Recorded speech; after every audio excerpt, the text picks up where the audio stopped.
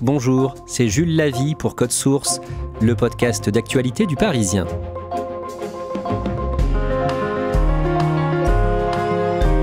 Depuis le début de l'année 2023, régulièrement, le Parisien raconte la guerre que se livrent à Marseille deux gangs rivaux, la DZ Mafia et le clan Yoda. Nous avions déjà évoqué ce conflit meurtrier dans Code Source en mai 2023 dans notre podcast sur le tueur à gages Matteo, 18 ans, recruté sur Internet, sur Snapchat, pour venir semer la mort à Marseille. Nous avons choisi aujourd'hui de prendre le temps de raconter ce qu'il s'est passé à Marseille l'année dernière, notamment après l'arrestation le 8 mars de Félix Benguy, considéré par les enquêteurs et la justice comme le chef du clan Yoda. Cet épisode de Code Source est raconté par deux journalistes du Parisien du service police-justice, Jean-Michel Descugis et Vincent Gautrono.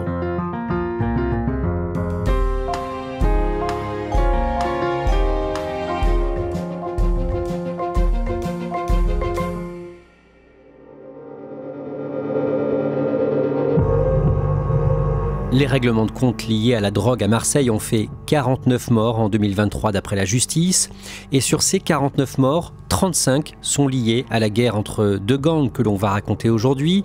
Vincent Gautrono, parmi ces morts, il y a 4 victimes collatérales, des personnes qui, d'après les enquêteurs, n'avaient aucun lien avec le trafic de drogue. Parmi elles, une jeune femme de 24 ans, Sokaina, tuée le 10 septembre dernier, alors qu'elle était chez elle à Marseille, au 3e étage de son immeuble. Sokaina, c'est un exemple flagrant de ces fusillades, de ces excès de violence qui ne touchent pas que les trafiquants. Sokaina, elle a 24 ans, elle est étudiante, elle est dans son appartement, sur son ordinateur, en train de travailler, quand, dans la rue, un homme tire à la Kalachnikov en direction de son immeuble, sans la viser évidemment, sauf que les balles traversent la cloison de son appartement, et cette jeune femme, qui n'a absolument rien à voir avec le trafic, est tuée par des balles perdues. Au-delà de ce drame, des familles de personnes tuées dénoncent une banalisation de ces meurtres. Jean-Michel Descugis, pour Le Parisien, vous avez interviewé en mai 2023 deux femmes qui ont perdu pour l'une son neveu et pour l'autre sa nièce, Laetitia, 42 ans, et Attika, 43 ans. Qu'est-ce qu'elles vous disent ? Elles dénoncent une violence gratuite. Elles se refusent à parler de règlement de compte. Pour elles, ce sont des assassinats. Parce que les victimes ont 14, 15, 16 ans, sont des petites mains du trafic et parfois des victimes collatérales. Et ces femmes, elles disent aussi une chose très importante, c'est qu'aujourd'hui, on peut être tué n'importe où, n'importe quand. On ne peut plus dire que c'est concentré sur des quartiers ou sur une catégorie de personnes. Et les mineurs qui sont sur les points de deal, qui sont pris pour cible, ce ne sont pas toujours des trafiquants chevronnés. Ce sont des gamins qui ont 14, 15, 16 ans, qui parfois n'habitent même pas Marseille, qui sont venus de Paris, de Lyon, qui ont été recrutés par les réseaux sociaux et qui viennent parce que c'est des mineurs paumés, qui sont en rupture familiale. Et en fait, c'est l'enfer. Parfois, ils ne mangent même pas, ils sont privés de nourriture, séquestrés, torturés. C'est vraiment de l'esclavage moderne. Pour bien comprendre, on a choisi de commencer notre podcast il y a plus de 10 ans, en 2012 à Marseille. Jean-Michel Descugis, présentez-nous Mehdi Abdellatif Laribi. Qui est-il à ce moment-là ? En 2012, il a 21 ans. C'est un jeune d'origine algérienne. Son père était chauffeur routier.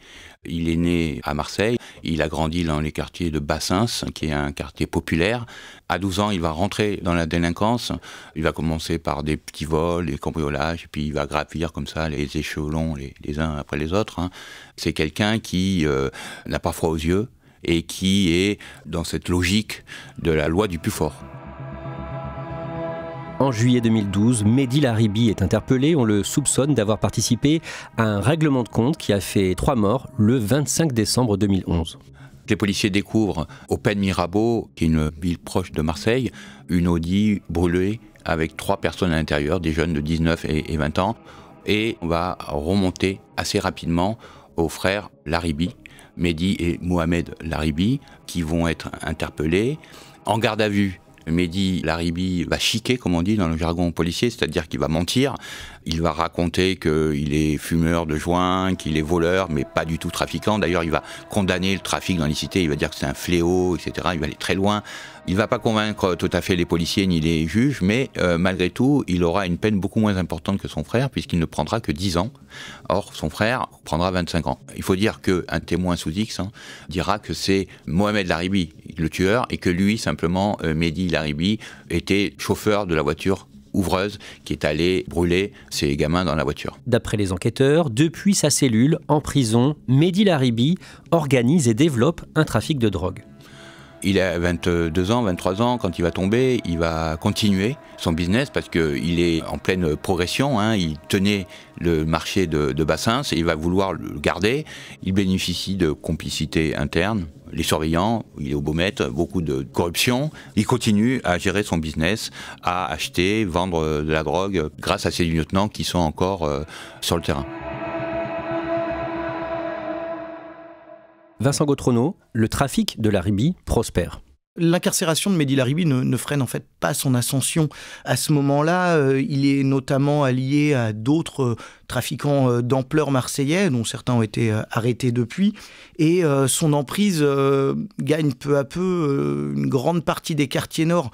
À un moment, on estimait qu'il avait environ 30% des points de deal de Marseille. Ça va depuis le fameux quartier de la Paternelle, mais c'est aussi sur la cité Caliste, sur les Castellas, sur les Micocouliers.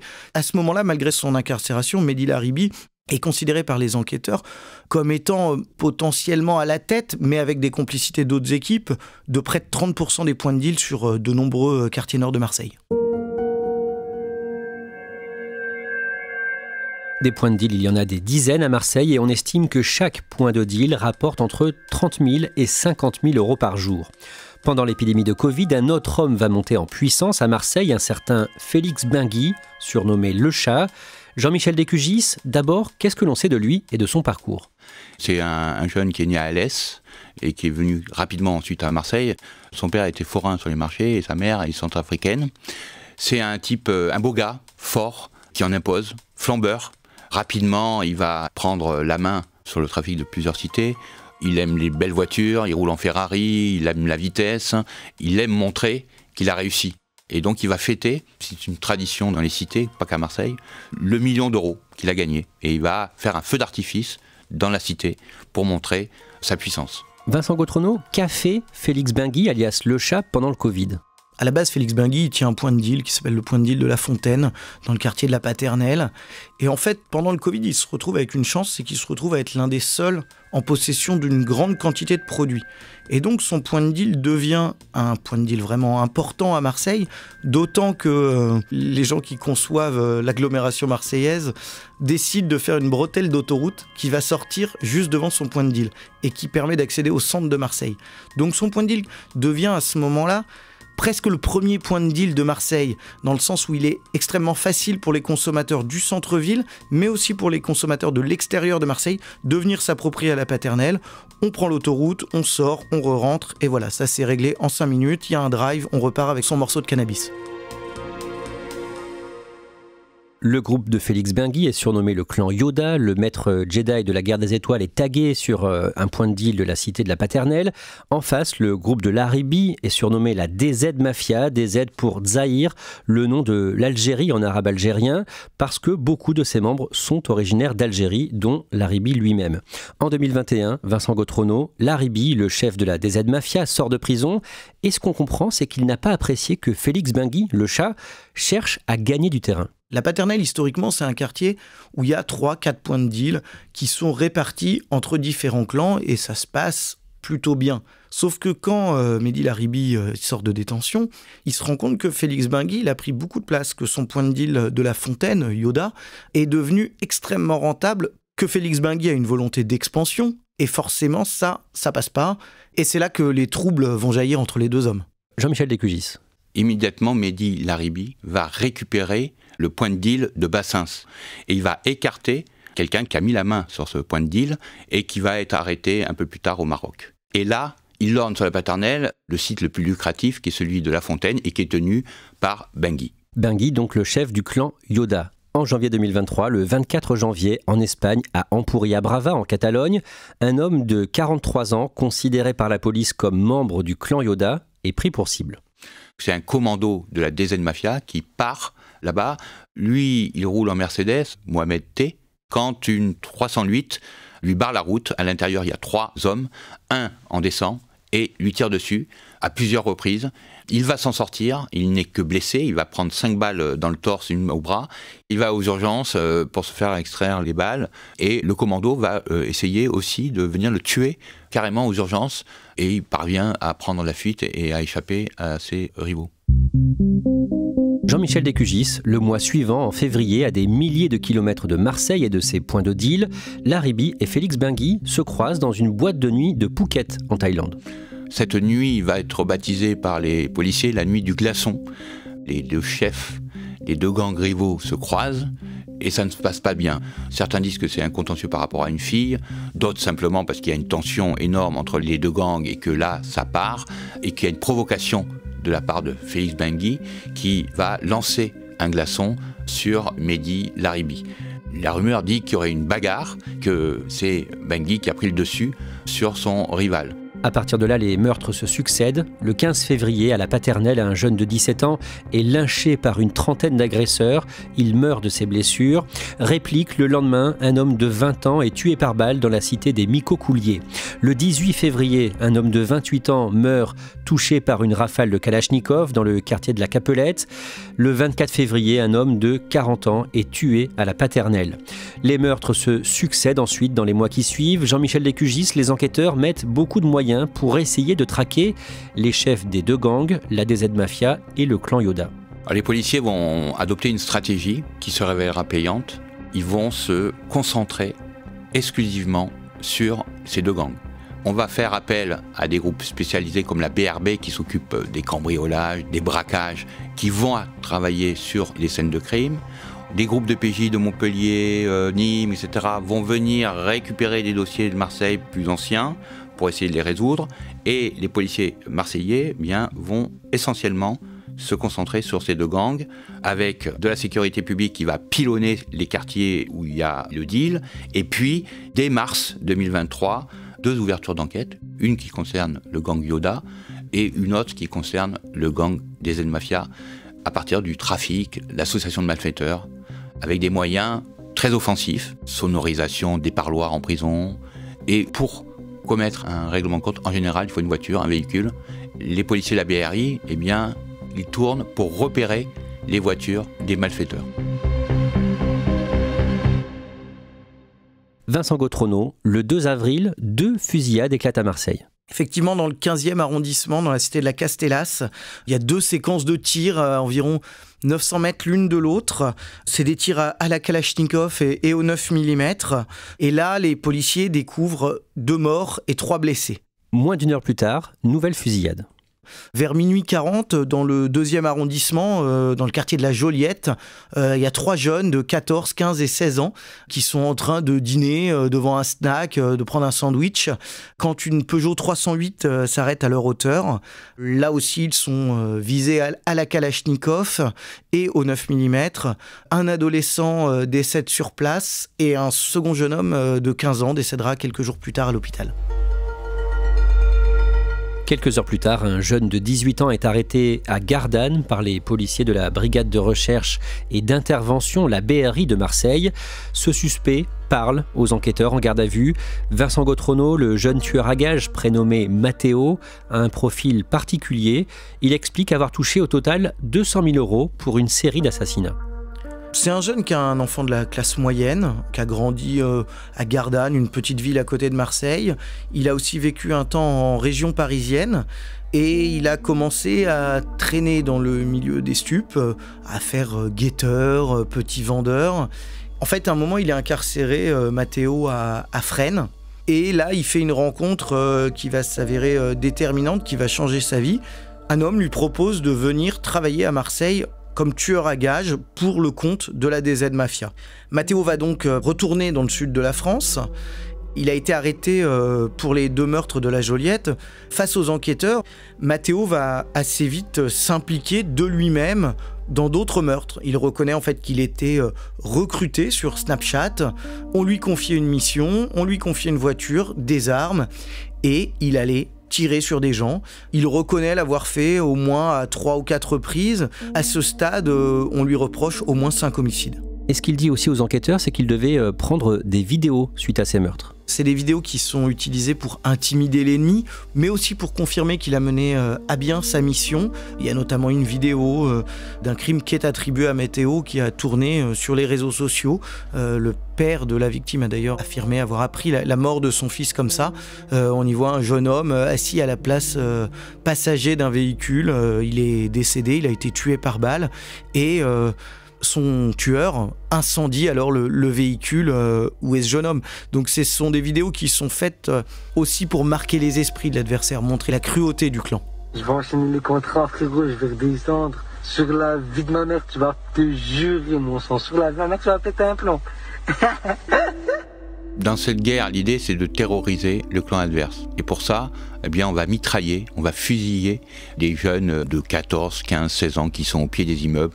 Parfois, c'est des victimes collatérales. Et c'est ça qui est très nouveau, parce qu'avant, eh bien, les règlements de compte, c'était entre chefs. Et eux-mêmes allaient régler leurs comptes. Et c'était même une question de devoir. Alors que là, on sous-traite des tueurs à gages pour aller tuer des types qui leur ressemblent, qui ont 15, 16 ans et qui sont des petites mains du trafic, des victimes. Vincent Gautrono, toujours en 2023, le 3 mai, en Espagne, à Salou, une petite station balnéaire de Catalogne, 2 hommes sont tués par balle. Oui, le premier, c'est Scar. Scar, c'est le beau-frère de Félix Benguy. C'est l'homme qui était chargé de la logistique du clan Yoda.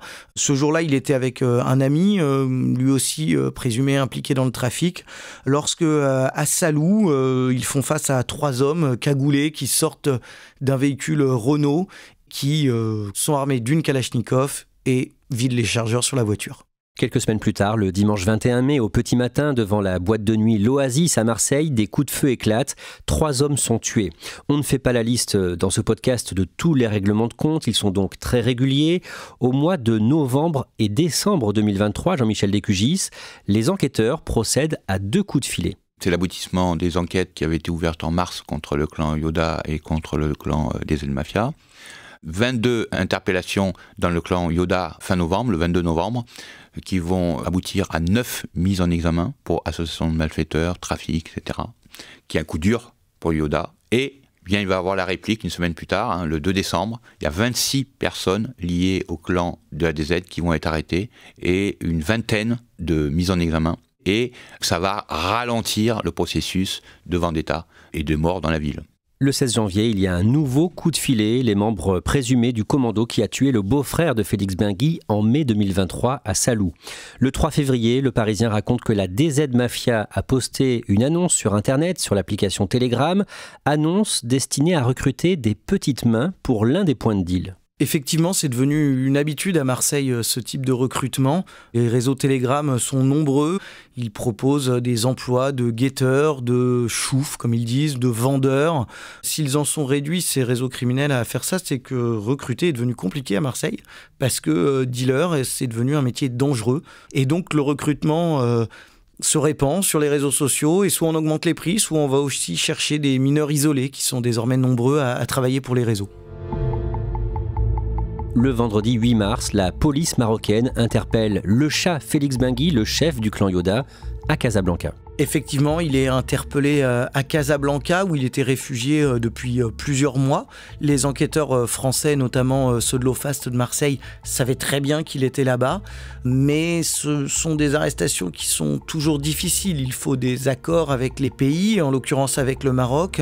Là, il a noté qu'il y a eu un déplacement important début février de la police française au Maroc pour sensibiliser les autorités marocaines à la présence de Félix Benguy sur leur territoire, et ça a porté ses fruits. Cette arrestation que vous révélez dans Le Parisien est saluée par le ministre de l'Intérieur Gérald Darmanin. Il parle, je cite, d'un grand coup porté au narcobanditisme. Pour les enquêteurs, Jean-Michel Descugis, c'est une vraie victoire ? Oui, c'est une victoire parce que les policiers se sont efforcés d'entretenir des liens avec les services de police à l'étranger. Frédéric Vaux, le patron de la police lui-même, s'était déplacé en novembre dernier. Des informations étaient transmises quotidiennement sur les lieux où pouvait se retrouver Benguy, dans ses lieux favoris. C'est la confirmation que la stratégie des policiers était la bonne. Mehdi Laribi, lui, court toujours et les enquêteurs ont la certitude qu'il est à l'étranger. Concrètement, Jean-Michel Descugis, la DZ Mafia a gagné la guerre qui l'opposait au clan Yoda ? Elle a gagné la guerre, je ne sais pas. En tout cas, elle a pris le dessus. Quand un clan perd son chef, c'est toujours un problème. Et DZ Mafia, elle, a toujours son chef qui est en place. Jean-Michel Descugis, quelques jours avant l'interpellation de Félix Benguy, une commission d'enquête sénatoriale sur le trafic de drogue a entendu des magistrats de Marseille, c'était le 5 mars, et ces magistrats ont donné leur vision très sombre de la lutte contre le trafic de drogue dans la ville. Ils parlent de Marseille en disant que c'est une narcoville, dans laquelle la violence est énorme. Ils disent surtout qu'ils sont en train de perdre la guerre contre la drogue. On perd la guerre, disent ces magistrats. Il faut dire que face à eux, les trafiquants ont d'énormes moyens financiers. Et c'est bien ça le problème, c'est qu'ils peuvent se payer de très bons avocats, corrompre éventuellement des policiers, des greffiers, des surveillants de prison. Ils peuvent se cacher à l'étranger, se payer une cavale, ils peuvent changer d'adresse tous les jours en allant soit dans des hôtels de luxe, parce qu'ils ont des gros moyens financiers. Qu'est-ce qu'ils demandent aujourd'hui ? Ils demandent un plan Marshall, c'est-à-dire des moyens hors du commun. Ils demandent aussi d'autres conditions de détention pour ces trafiquants qui ne doivent pas être mélangés au reste de la population carcérale, avec des moyens de surveillance plus importants qui les empêcheraient de continuer leur business depuis la prison, de commanditer des meurtres depuis la prison, donc des moyens très importants.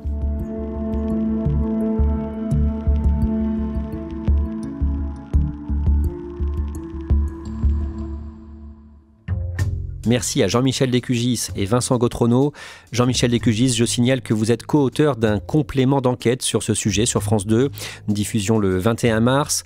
Marseille, encore mineur et déjà tueur, documentaire réalisé par Julie Pichot, produit par Studio Fact en partenariat avec Le Parisien. Code Source, c'est un nouvel épisode chaque soir de la semaine. N'oubliez pas nos autres podcasts, Le Sacre, parole de médaillé d'or olympique, au micro d'Anne-Laure Bonnet jusqu'à Paris 2024. C'est chaque mercredi. Et Crime Story, tous les samedis, une nouvelle grande affaire criminelle. Si vous aimez nos podcasts, pensez à mettre une note ou un commentaire sur votre application audio pour nous faire remonter dans les algorithmes. Vous pouvez nous écrire codesource@leparisien.fr.